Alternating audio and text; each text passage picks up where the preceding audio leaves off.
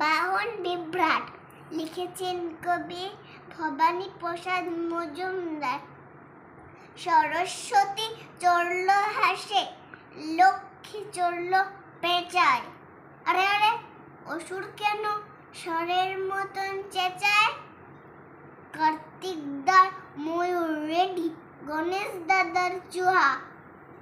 আরে অসুর কাচ্ছে কেন, করছে কেন হুহা?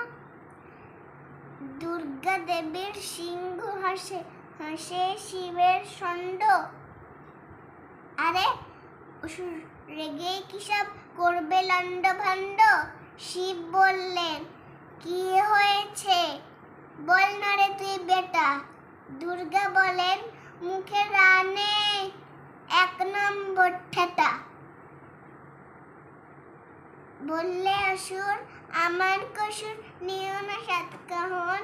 তোমাদের সব একটা করেই আছে তো বেশ বাহন।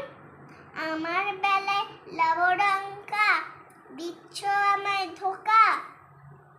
আমারও চাই একটা বাহন, নয়তো আমি বোকা। শিব বললেন, বল কাকে চাই, দিচ্ছি আমি বর। বললে অসুর, আমার বাহন হোক ডাইনোসর।